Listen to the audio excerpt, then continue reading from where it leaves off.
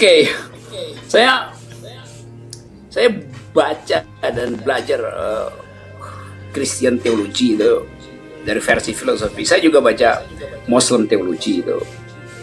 Saya lebih banyak mengetahui tentang Maryam misalnya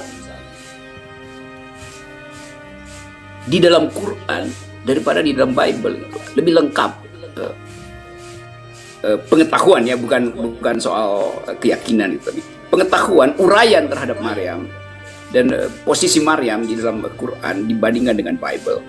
Jadi kalau kita mau berbicara tentang kemungkinan Pak Rocky, jadi kadangkala kita berbicara hal-hal religius itu tidak ada kaitannya dengan agama dong. Yaitu berbicara urusan batin seseorang dengan lingkungan sekitarnya yang dia hayati, kemudian mengarahkan dia kepada pemikiran, wow, luar biasa, pasti ada yang menciptakannya.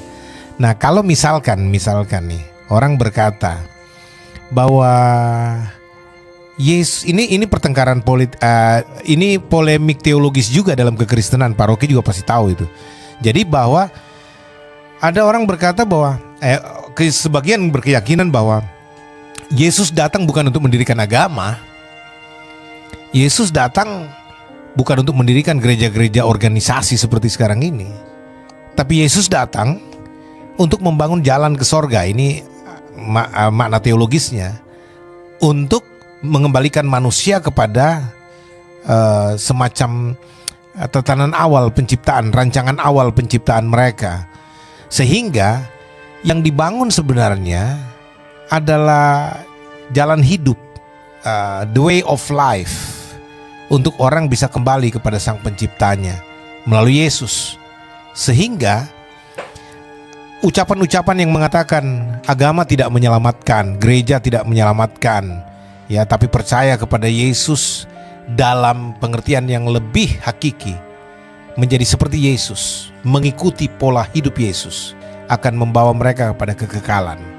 Nah, apakah ini tidak bisa dikatakan semacam Kristen agnostik yang dianggap bidat di waktu-waktu yang lalu? Sepengetahuan Pak Rocky dalam membaca literatur sejarah Kristen, bisakah disumbangsikan? Silakan, Pak. Oke, saya baca dan belajar Christian teologi itu dari versi filosofi. Saya juga baca Muslim teologi itu. Saya lebih banyak mengetahui tentang Maryam misalnya di dalam Quran daripada di dalam Bible. Itu lebih lengkap pengetahuan, ya, bukan soal keyakinan itu, pengetahuan uraian terhadap Maryam dan posisi Maryam di dalam Quran dibandingkan dengan Bible, kitab Maryam itu. Saya bandingkan misalnya dengan versi di dalam kitab-kitab suci yang lain tuh, bahwa keibuan itu dipelihara bukan karena relasi genealogi, yuntobiologi, tetapi karena ada penghayatan terhadap rahim, dan itu sifatnya arkeologis, antropologis itu. Jadi istilah rahim sebetulnya itu yang paling rohani dalam semua agama gitu. Manifestasinya adalah ibu tuh. Nah, kekristenan mengandalkan itu, bahwa lahir dari rahim yang suci. Nah, versi ini yang saya anggap sebagai bagian sosiologi dari kehidupan kita sebagai manusia, karena kita share pengalaman memiliki ibu. Semua kita share pengalaman memiliki ibu. Tidak semua kita share pengalaman memiliki istri, tapi memiliki ibu adalah antropologi yang ada di dalam Quran, ada di dalam Bible, ada di dalam semua kitab suci itu. Jadi keibuan itu, femininity, itu justru yang diucapkan sebagai, sebut aja, kerohanian manusia itu. Nah, karena itu kaum perempuan selalu punya bayangan bahwa Tuhan itu versinya adalah feminin itu, goddess, bukan God itu. Nah, bagian ini yang ada juga di dalam filosofi, yaitu kalau kita baca misalnya sejarah dari mitologi Yunani, selalu bagian perempuan itu direndahkan dalam peradaban itu. Nah, kita mau rekonstruksi sejarah di dalam upaya untuk melihat peluang bagaimana agar supaya kerohanian manusia itu tidak sekedar diandalkan pada ayat-ayat keagamaan, tapi juga pada pengalaman real menjadi manusia. Kan itu istilah-istilah yang dimaksudkan supaya kalau kita sebut universal religion harusnya juga masuk dalam pengertian itu. Saya menganggap bahwa surga adalah rahim ibu itu, karena di situ diajarkan tentang justice, keadilan. Keadilan itu tidak diajarkan oleh Pak Pendeta, tapi oleh ibu yang pagi hari harus membagi isi dompetnya antara makan suami dan anak-anak, tabungan buat anak atau permen buat anak. Di situ ada keadilan yang tidak mungkin dipahami oleh seorang pendeta pria. Dia nggak pernah tahu bagaimana cara membagi uang yang tinggal sedikit di dompetnya itu. Rahim perempuan dari awal bersifat divisi, mampu membagi antara nutrisi yang dia pakai buat dirinya dan nutrisi untuk bayinya. Jadi keadilan dimulai dari rahim ibu. Nah, karena itu kemudian dianggap bahwa Tuhan pertama adalah perempuan. Itu catatan teologi yang masuk akal kalau kita hubungkan dengan keadaan kesosialan manusia sampai hari ini. Jadi bagian itu yang seharusnya juga diperlihatkan pada masyarakat, terutama khususnya tentu pada umat, supaya khotbah itu, pelajaran agama itu tidak semata-mata, saya pakai kata tidak semata-mata semacam derivasi dari doktrin, tetapi tumbuh dari bawah itu, bukan top down, tapi dari bawah ke atas. Itu pengalaman manusia mengajarkan kesosialan, pengalaman manusia membutuhkan kerohanian itu. Nah, itu yang sekarang lagi dipromosikan justru oleh etikus, bukan oleh theologian. Orang-orang ahli-ahli etika, Peter Singer, segala macam itu menumbuhkan bagian itu yang kita sebut sebagai a new kind of humanity. Oke, Pak Rocky, sebelum kita buka kesempatan buat yang bertanya, ini ada titipan pertanyaan buat Pak Rocky. Ya. Apakah seorang Rocky Gerung itu punya kepercayaan kepada Tuhan? Artinya orang mau tanya, Pak Rocky ini beragama ateis atau agnostik atau bagaimana? Saya juga sendiri dalam menerjemahkan pertanyaan-pertanyaan mereka ini memformulasikan dalam bentuk kalimat pertanyaan itu agak bingung juga, karena mereka melihat bahwa ini saya bisa tanggapin begitu karena mereka melihat Pak Rocky itu selalu bisa menarik semua pendapat-pendapat teologis kepada hal-hal yang aplikatif, sosiologis, antropologis, humanis, sehingga kata humanis yang tadi dipakai akan mendirikan agama humanis PBB ini itu itu mengait-ngaitkan ke Pak Rocky ini. Bagaimana Pak Rocky? Sebelum kita buka ini pertanyaan, itu pertanyaan yang paling mudah, karena mudahnya nggak perlu dijawab sebetulnya kan Anda kita kalau satu kali kita jawab itu, maka buat apa kita berbicara itu? Karena nanti dipersoalkan tuh. Anda bertuhan tapi kok begini, Anda nggak bertuhan tapi begini. Kan itu soal yang apa namanya tuh, bahasa Ibrani tuh dabar Elohim itu, apa namanya, the word of God itu, yang merupakan pertanyaan dari awal, apa sebetulnya keinginan Tuhan terhadap Israel. Kan itu soalnya sama aja Anda bertanya itu. Jadi pertanyaan itu pertanyaan yang dangkal sebetulnya.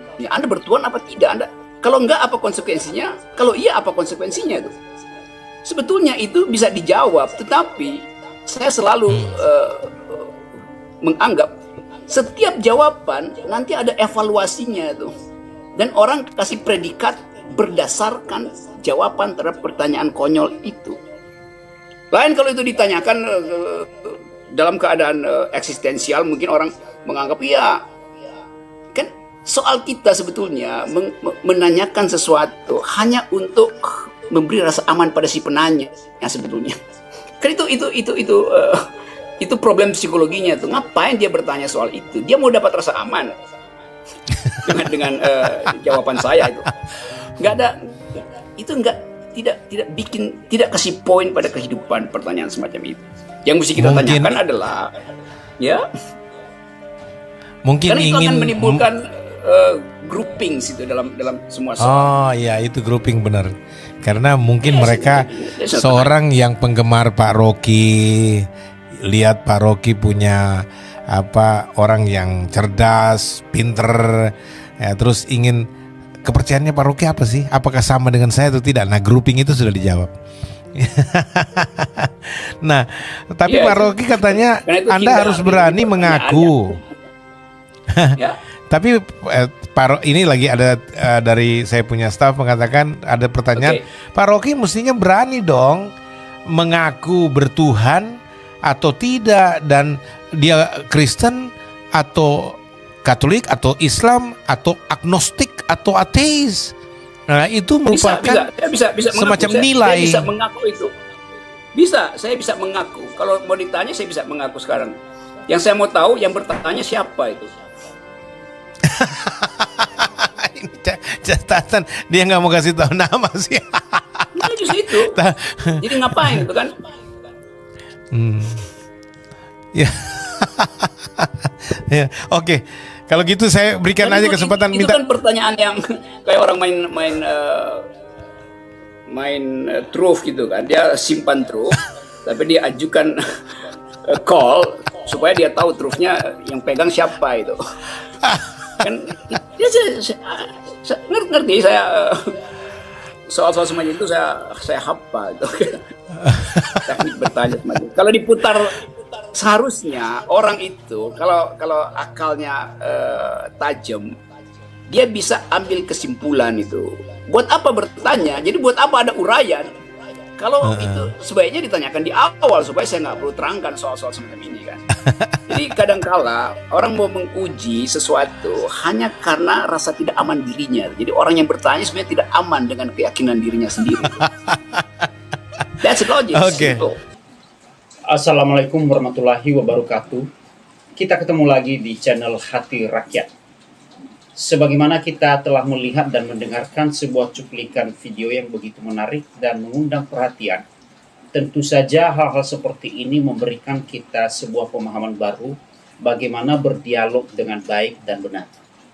Nah, hal-hal ini memberikan kita suatu dasar berpikir dengan logik untuk bisa mengambil sikap dalam menentukan pengambilan keputusan dalam kehidupan kita setiap hari. Nah, yang menarik di sini di mana Pak Rocky Gerung sedang berdialog dengan seorang tokoh agama.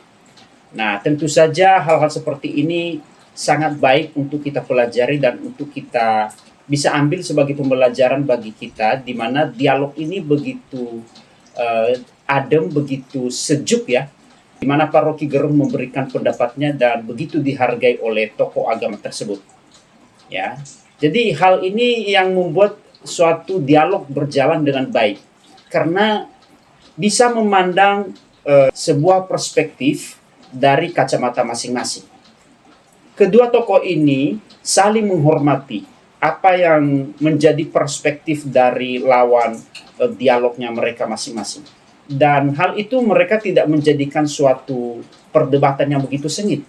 Ya, artinya mereka saling mendengar dan saling memahami apa yang menjadi pandangan dari lawan debatnya. Tidak terjadi suatu perdebatan yang tidak berarti. Nah, hal-hal inilah sebenarnya yang perlu kita kagumi kepada tokoh-tokoh yang besar ya. Ya, saling memberikan pandangan masing-masing dan saling menghormati. Sehingga terjadi suatu hubungan yang begitu cair ya. Dan tidak terjadi hal-hal yang tidak diinginkan. Ya, jadi terjadi pertemanan yang baik satu sama lain. Itulah yang kita harapkan dari setiap tokoh yang memberikan kita suatu pembelajaran yang memberikan kita suatu edukasi yang baik dan benar di dalam satu forum untuk bisa kita berdiskusi bersama, saling kita mengisi, dan saling kita memberikan masukan satu sama lain. Nah, teman-teman hati rakyat dimanapun Anda berada pada saat ini, demikianlah pendapat saya. Dan jikalau teman-teman punya pendapat lain atau tanggapan yang lain, tuliskan di kolom komentar di bawah ini sebagai bahan diskusi kita bersama. Dan jangan lupa like, comment, share, dan subscribe. Sampai jumpa di video-video berikutnya. Jikalau ada salah-salah kata, mohon dimaafkan. Terima kasih.